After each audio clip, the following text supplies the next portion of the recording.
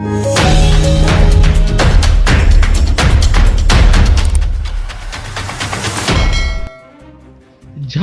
विधानसभा के बजट सत्र के दौरान लगातार विपक्ष सरकार पर हमलावर है। वहीं सरकार भी विपक्ष को माकूल जवाब दे रही है। इसी के तहत मंगलवार को आसू सुप्रीमो सुदेश महतो ने बालू घाट के मुद्दे को लेकर सरकार को घेरने का प्रयास किया। वहीं खिजरी विधायक राजेश कच्छप ने कोरोना काल में हुए स्कूलों की फीस बढ़ोतरी का मुद्दा लेकर सरकार का पक्ष रखा। देखिए, आप भी गार्जियन है, मैं भी गार्जियन हूँ।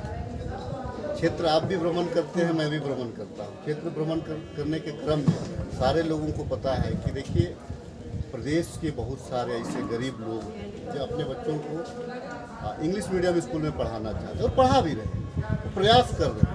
लेकिन कोविड काल में निश्चित तौर से इस बात को स्वीकारना चाहिए हमें कि हमारा रोजगार छीन लिया, हमारे पास में आर्थिक तंगी आ गई थी, पैसे का अभाव था।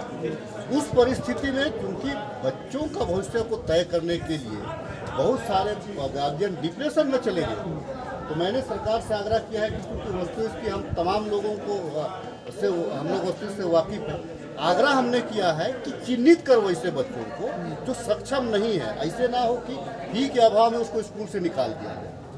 कम से कम वैसे बच्चों को चिन्हित करके सरकार को मदद करनी चाहिए, क्योंकि मैं सरकार में भी हूँ, फिर भी इसका मैं समर्थन करता हूँ कि वैसे बच्चों को चिन्हित करके, जो चाहे प्राइवेट स्कूल, कोई भी प्राइवेट स्कूल, चाहे हिंदी मीडियम हो या इंग्लिश मीडियम हो, चाहे जिस कैटेगरी का स्कूल हो, मुझे लगता है कि वैसे बच्चों का भविष्य के बारे में सोचते हुए कि उनका स्कूल ना छूटे, उसको देखते हुए वैसे बच्चों को चिन्हित कर आर्थिक मदद करने की जरूरत है। सरकार ने क्या जवाब? देखिए, सरकार ने देखिए, मैं बड़ा अच्छा लगा और माननीय मंत्री जी माननीय मंत्री जी ने कहा कि अध्यक्ष के आदेश अनुसार आपके आदेश की अवहेलना नहीं होगी। उसका तात्पर्य यही होता है कि आप मदद करने का इच्छा रखते हैं। ठीक है। जानना चाहता कि राज्य सरकार के पास जो बालू घाट है, जिसका संचालन निगम को करना है और एक है कि जिसका संचालन पंचायतों को करना है, दो तरह के कैटेगरी में इन्होंने बांटा हुआ है। जो जिसका संचालन राज्य सरकार को करना है, उसमें से केवल 22 घाटों का संचालन राज्य सरकार या निगम कर रही है। मैंने यही जानना चाहा था कि शेष जो है 586 घाट हैं, उन घाटों का संचालन कौन कर रहा है। अगर नहीं कर रहे हैं तो ये राजस्व का क्षति है, और आज के दिन में इन 586 घाटों पर किनका कब्जा है, मैं यही जानना चाहता हूँ। राज्य के सरकार का जो जवाब है, कितना संतुष्ट दिखाई दिया? क्या नहीं लगता है कि जो एक जवाब उनकी ओर से आया है? उन्होंने राज्य में 18-19 को जितनी गाड़ियां पकड़ी थी अवैध रूप से, वो स्वीकार किए। अगर वो ये कह रहे हैं कि गाड़ियां हमने पकड़ी है, तो निश्चित रूप से अवैध कारोबार होता होगा।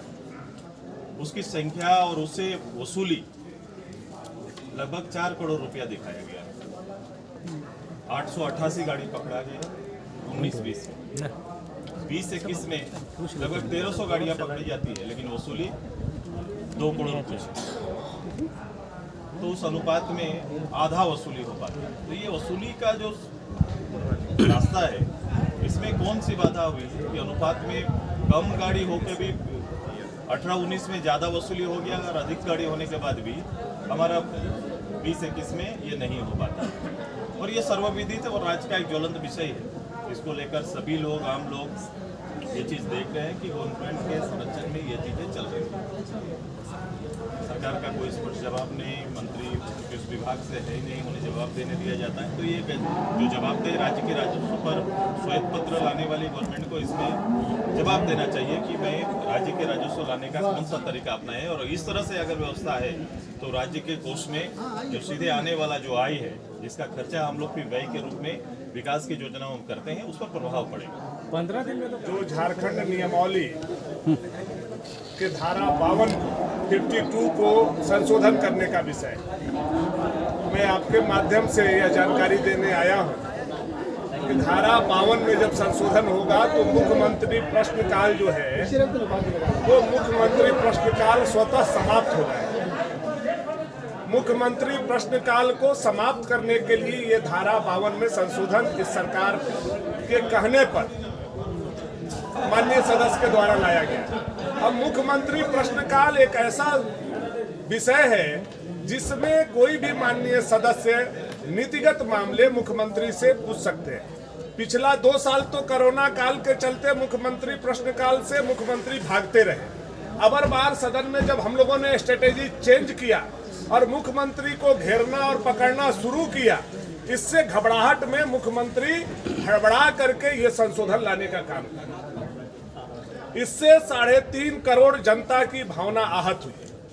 कहीं किसी भी पूरे देश के किसी भी विधानसभा नियमावली में मुख्यमंत्री प्रश्नकाल को हटाए जाने की चर्चा तक नहीं की जाती, लेकिन आज जिस तरह से धारा 52 को संशोधित करके मुख्यमंत्री प्रश्नकाल को हटाने की कार्रवाई प्रारंभ की गई है, हम पूरे विपक्ष और पूरे झारखंड प्रदेश की जनता के तरफ से इसका निंदा करते हैं और मुख्यमंत्री प्रश्नकाल बहाल रहे यह मांग करते हैं और आसन से भी इसके लिए संरक्षण चाहते हैं।